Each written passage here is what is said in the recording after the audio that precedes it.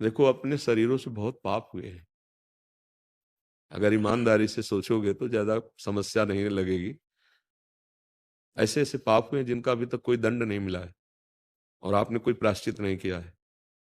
तो अगर बीज पड़ गया है खेती में, तो वर्षा होते ही वो अंकुरित हो जाएगा। या तो आग लगाओ, उस बीज को भस्म करो वर्षा के पहले। अगर आग नहीं लगाई तो वो अंकुरित होगा और आपको दंड देगा या पुरस्कार देगा। जैसा बीज बम्बुल का है तो कांटा निकलेगा, जो भी जैसा हमारे कर्म है। कल हम किसी से कह रहे थे कि इसी जन्म के ईमानदारी से तुम देखो कर्म, इसी जन्म के जिनका समाज में प्रकाश नहीं हुआ और जिनका हमने कोई प्रायश्चित नहीं किया और जिनका अभी तक कोई दंड नहीं मिला।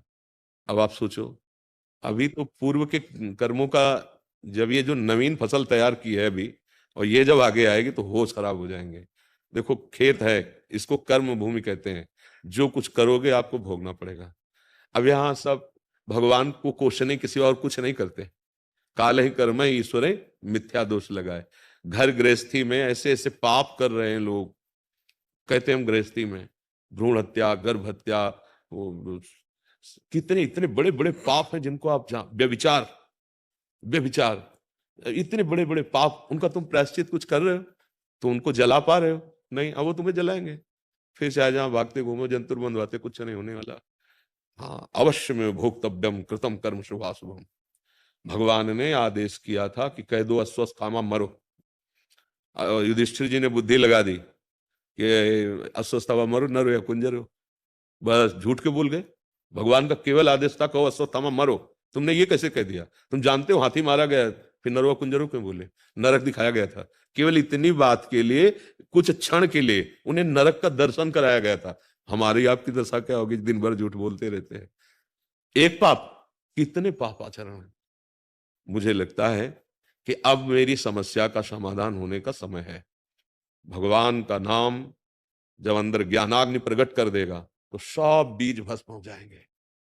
छोड़ो, ये शरीर तो जाएगा, आज नहीं तो कल जाएगा। हम लोग ये समझ नहीं पा रहे। जाएगा ना शरीर, पक्का ना। तो अब इसका जो विधान है उसको भोग लो और राधा राधा राधा राधा अच्छे कर्म करो। माता पिता की सेवा, समाज की सेवा, कोई बीमार है उसकी, ये कर्म तुम्हारे क्या करेंगे? उस कर्म को दबा के नष्ट कर देंगे। जैसे दुश्मन है और आप ऊपर चढ़ जाओ, उसको बच गए ना, ऐसे ही वो जो हमारे कर्म तैयार हो रहे हैं उनको हम काटें। उसके काटने के यही उपाय हैं। अगर कोई बुजुर्ग है, कोई सेवा करने वाला नहीं, आप उसको भोजन दे दिए, दवा दे दिए, उसकी सेवा कर दिए, तो ये जो तुम्हारा कर्म है भारी से भारी गलती को नष्ट कर देगा। पर हम लोग तो उल्टा करते हैं, अपने बुजुर्ग माता पिता का अपमान करते हैं। नई बहू मिली, रुपया पैसा कमाने योग्य बुद्धि हो गई, उनको अनाथालय छोड़ दिया या घर में ऐसे।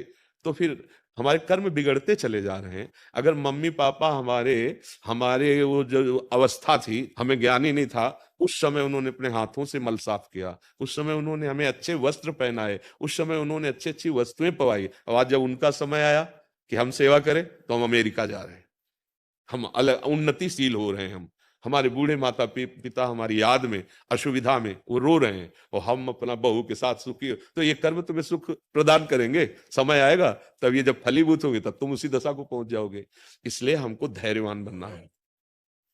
हमको भोगना तो पड़ेगा ही, पहला निश्चय समझो, भोगना पड़ेगा। क्योंकि भगवान कह रहे अवश्य में भोक्तव्यम। तो अभी के जो हमारे इस शरीर में विधान बना दिए गए हैं वो तो भोग ले, लेकिन जो गोदाम जमा है उसको भस्म कर दें। आगे जो फसल है ऐसी बोए जो हमको कष्टदायक ना हो। उसे क्रियमाण कहते हैं, उसे संचित कर्म कहते हैं, इसे प्रारब्ध भोग कहते हैं। प्रारब्ध को भोग लेते हैं, क्रियमाण अच्छे कर्म करते हैं, और पूर्व संचित भगवान के आश्रय भजन से उसको हम भस्म कर देते हैं। तो मानव जीवन आनंदमय हो जाएगा। अब गंदे आचरण करे, गंदा व्यवहार करे, फिर सोचे हमें अच्छा परिणाम मिले, तो नहीं मिलेगा। अगर अच्छा मिल रहा है तो गर्व में मत हो, तुम्हारे पुण्य नष्ट हो रहे हैं। जिस दिन पुण्य खत्म हो जाएंगे उसी दिन तुम्हें असलियत में पता चल जाएगा जो तुमने किया उसका क्या है। आप देखो, जो तुम चाह रहे हो किसी के पास है, भला वो सुखी है क्या? इसलिए विचार करना चाहिए। विचारवान मनुष्य ही उन्नति को प्राप्त होता है। आपके लिए इस समय चांस है। आप चाहो तो भगवान नारायण बन सकते हो, आप चाहो देवराज इंद्र बन सकते हो, आप चाहो भूत बन सकते हो, आप गंदी नाली के कीड़े भी बन सकते हो, सुअर कुत्ता भी बन सकते हो। बढ़िया ऐसी जगह खड़े हो जहां जाना चाहो जा सकते हो। ये गंदा निर्णय क्यों करो? अच्छा निर्णय करो, अच्छे बनने की कोशिश करो। अब आचरण गंदे करोगे और चाहोगे अच्छा बनना तो नहीं बन पाओगे। अच्छे विचार, अच्छे आचरण वो भगवान के आश्रय से आते हैं। भगवान का नाम जप करो, सत्संग सुनो, कोई नशा न करो, सबकी सेवा की भावना रखो, धीरे धीरे ठीक हो जाएगा। मन प्रसन्न रहेगा, शरीर को भोगने की सामर्थ्य आ जाएगी और जीवन का जो परिणाम है वो अच्छा हो जाएगा।